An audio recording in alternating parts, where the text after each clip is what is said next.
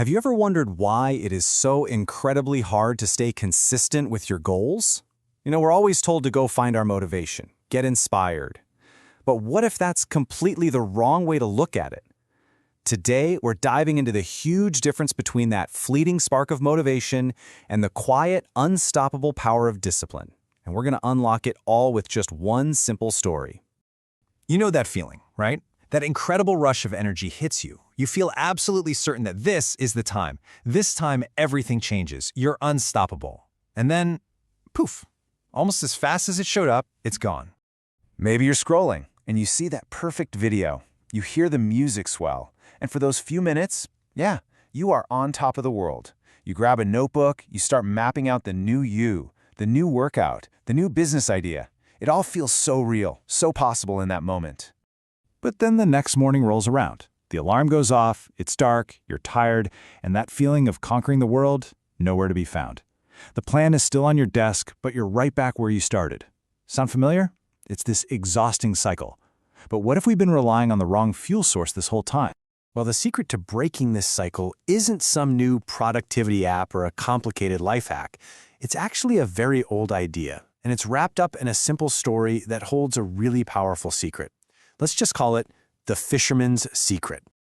So our story starts with a young man who probably feels a lot like us. He's got big dreams, he's got plenty of ambition, but he just can't seem to get any real traction. He's always starting and stopping, and he's just completely fed up. So he goes looking for answers from this wise old fisherman everyone in town talks about. And what he finds is, well, it's kind of mind-blowing. The fisherman is there by the river, not just on the nice sunny days, not just when he knows it's going to be a great catch. He's just there every single day. His action wasn't based on the conditions. It was just a constant. So the young man sees this incredible consistency, and he does exactly what any of us would do. He makes a logical assumption. He thinks, wow, to do this every day, this guy must be overflowing with motivation. He must wake up fired up. That's what we've all been led to believe, right? And this is the moment the whole script flips. The fisherman's answer reveals the entire secret, and it's the exact opposite of what the young man, and honestly most of us, believe. He doesn't rely on a feeling, he relies on something else entirely. So what in the world did he mean? Let's actually break down these two forces, the unreliable, flashy spark of motivation and the steady, quiet engine of discipline. Okay, so motivation is an emotion. It's a feeling. Think of it like a flash of lightning. It's awesome, it's powerful, but it's totally unpredictable.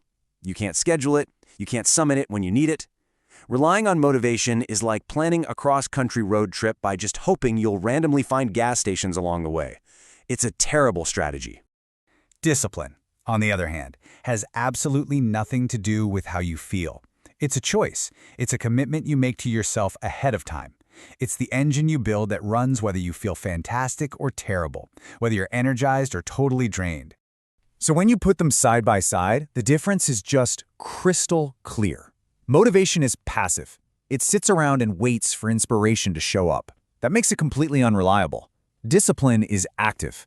It creates its own starting line every single day, which makes it consistent. It runs on a really simple idea. Feelings don't get a vote, the action does. And when you truly get this difference, it creates this huge shift in your mindset. It moves the power from something out there that you have to find to something in here that you own. Let's just be really direct about this for a second. That big goal you have, to write the book, get in shape, start the business, it is completely indifferent to your mood. It doesn't care if you feel motivated today. It doesn't care if you feel discouraged. It only responds to one thing, you doing the work. And that's the whole point. We have got to stop treating success like it's a feeling we have to wait for, like we're waiting to catch a wave of inspiration. No! Success is a duty. It is a responsibility that you choose to own every single day. And this quote from the fisherman just sums it all up perfectly. Think about it. He doesn't control the outcome. He can't make the fish bite, but he takes 100% ownership of the process. His job, his responsibility, is to show up and have his line in the water. That's the part he controls. Okay, so this all sounds great in a story, right? But how do we actually build this for ourselves? How do we take this amazing idea and turn it into a real daily practice? Let's get practical. It's really this simple. First, you pick one small, essential action, the one thing that actually moves you forward. Second, and listen, this is the hardest part. This is the whole game. You make a conscious choice to ignore how you feel about it. And third, you just show up and do it. You execute the action. It doesn't matter if you feel like a superhero or a slug. Because at the end of the day, your future isn't built on good intentions. It's not built on those fleeting moments of inspiration. It is built brick by boring brick, action by action, day by day, especially on the days you don't feel like it. So I'll leave you with this question. Forget about motivation for a second. What is the one small responsibility that you are going to own tomorrow?